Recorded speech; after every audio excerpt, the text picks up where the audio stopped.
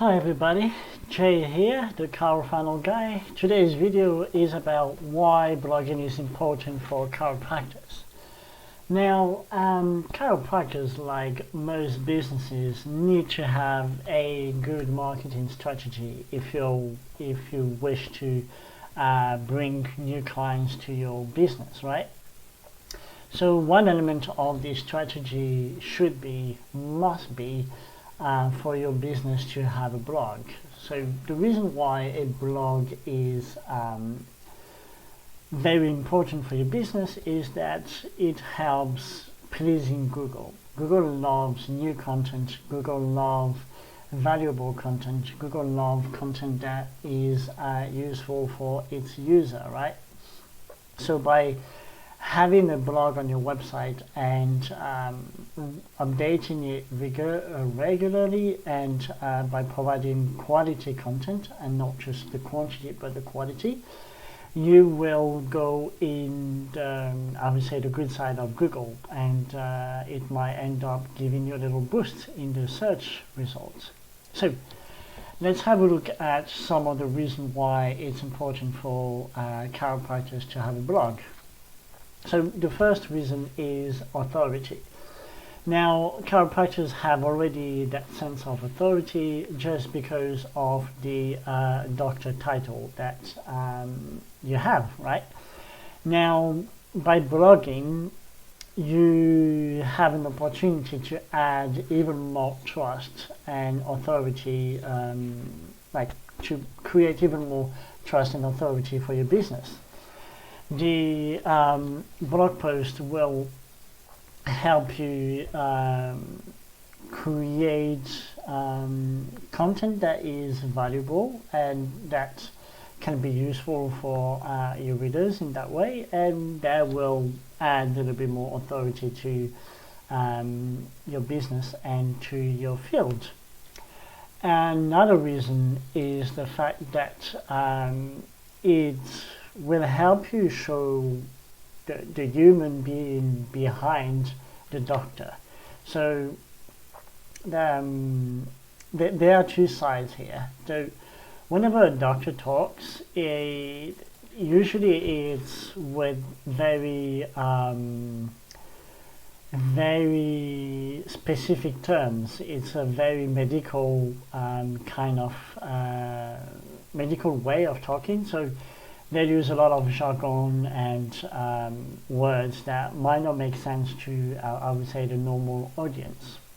Whereas when you create blog posts that are written by the real you, as if you were writing this to your friends or to anybody as like a recommendation, or as if you were giving advice, you have the opportunity to drop all those like scientific terms and medical terms and making it easy to understand by anybody who's reading your blog post. Now, that's the problem with some specialists. They don't understand that not everybody understands the technical terms and the specific terms, and that they kind of need to adapt to the level of the people they are talking to. So adapting your language to the person you talk to will make the person who reads your blog post have this connection with you, as in, oh, okay, he is a doctor, but he also knows how to talk to me and how to make it easy for me to understand what my problem can be, what sort of issues there will be, or what kind of options there are for me to feel better, right? Or any kind of element that will make them feel connected to you. So that's another reason why you can show the real you as opposed to appear as being the doctor. Now, another reason why is that through blog posts you have a way of giving your opinion about something.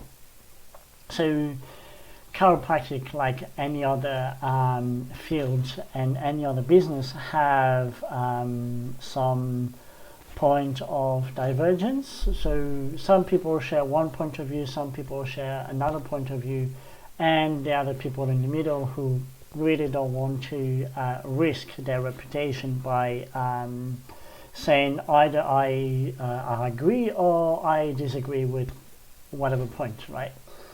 So one of the great things about sharing your point of view about a specific topic is that you will be able to how can I say this? You'll be able to bring closer to you the people who are in agreement with your point of view, and basically push away all of those that aren't. And usually when you do business, you want to work with people that share the same kind of point of view about a specific topic than yours, right? You don't want to, especially if you have to work long term with somebody, and whatever topic is like topic of disagreement, that might create some tensions, and it might not be a good environment to work together. Now, another good reason why you should share your point of view and give it is that it can help you get noticed. So some people really don't hesitate to make a strong and bold statement, as in, I remember somebody saying one time, like, passive income is bullcrap, right? Sorry for the bad language, but it's a very strong statement, because there's this whole hype around the fact that you need to create passive income, and it can be easy to do because you only have to create a blog and share articles, and then people are going to like it and they're going to buy from it. That kind of idea. And the person was making a strong statement to say, no, there is no such thing as passive income. And this really brought him a lot of I would say love and hate. So there were a lot of people saying, well, you are full of blah blah blah, and other people saying, well, you're right, passive income is just an idea that is shared among a community of people who actually don't know what they're talking about. So, and this got him a lot of attention from other websites, some newspapers, some journalists, and that increased its popularity, his online visibility. So for you doing the same, like sharing an opinion and making a strong statement, can increase the visibility of your practice. Alright, next one. Grow your email list. So blogging is one of the best. Growing your email list should be one of the reasons why you start blogging.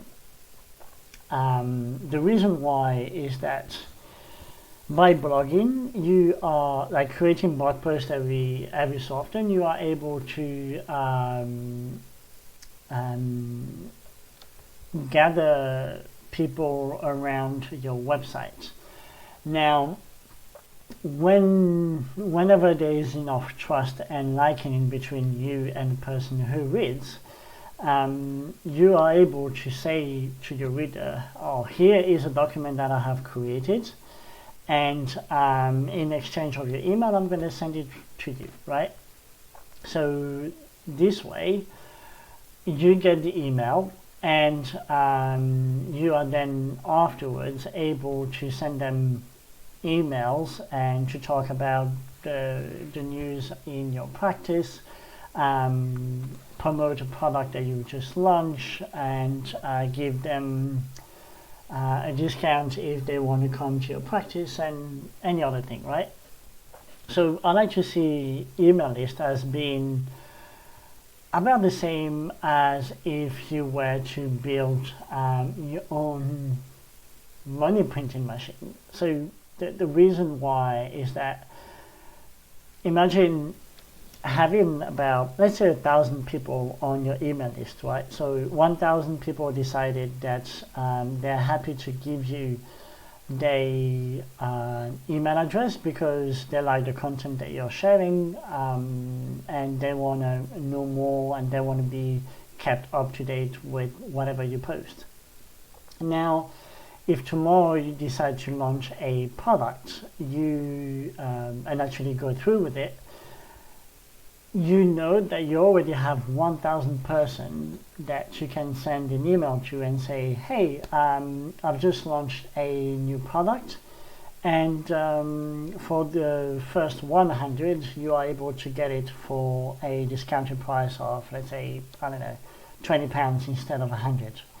So by just sending an email, you are able to generate revenue. Now, I'm not saying that this is always the case, and also I'm not saying that it is that easy, but having a list will help you generate more income for your practice. Now, one of the good thing about the growing an email list is that if you have patients that haven't showed up to your practice in, let's say, 6 months or 1 year or 2 years, you can easily reach back to them and say, hey, look, I haven't seen you at the practice, and I'll be happy for you to come back, and let me give you a free consultation or a discount on your next on your next session, right? So it's also a good way for you to bring back the old clients without spending any more money on advertising, which is always a good thing. Now, another thing is that in any field you have misconceptions, right? So in chiropractic, you probably have a lot of them. And let's say one of them would be chiropractic is dangerous, and you are tired of hearing that it's dangerous for your body or it doesn't help or anything. Now, if you blog, you are able to eliminate that misconception by giving your point of view, and also telling why it's not dangerous and why people should come to your practice for a treatment. And you can basically emphasize your point of view, and you can debunk some of the myths. Another good reason why you should blog is that it gives you a platform to share your knowledge. Chiropractor are I would say some of those who have a huge amount of knowledge. I worked a few months ago on a website project for a chiropractor in London, and he is blogging, he's on YouTube, he's on social media, and his blog is basically a gold mine of information. He is sharing content on how you can get healthier, on the type of exercises that you can do to relieve back pain problems, or or all sorts of good information for people who might need it. Now, the idea with sharing the knowledge is that it makes the reader feel more comfortable with you. Like it starts creating this connection. It increases the level of liking that the reader have about you, right? Let's take an example. Let's say, think about all the websites that you generally visit. Those why do you keep visiting them? Is it because you find the information valuable, or because I don't know, you trust the author, or is it because there's always something new on that website that interests you, right? Well, I think the blog is exactly this. But whenever you share your knowledge about different subjects, and you find people that are interested in what you have to say, they will just come and keep coming, and it's going to basically be their home for knowledge related to, like, I don't know, body health, nutrition, and any of subject that is related to the body, right? So don't be afraid to share your knowledge, even if, like, you share some information about, like, exercises that a person can do at home. Eventually they will be coming to your practice, because there's only so much that you can do at home, and there's a point where you need somebody to help you, like, you know, crack certain areas, or put your, like, readjust your spine, or anything that you can do in practice and not do at home. And finally, I like this one, grow desire. By writing articles on your blog, you can basically help people have this, like, future pacing, like, make them imagine the life that they could have without the pain. You make them grow this desire to live that life, the one where they don't have the pain anymore. They can just go around and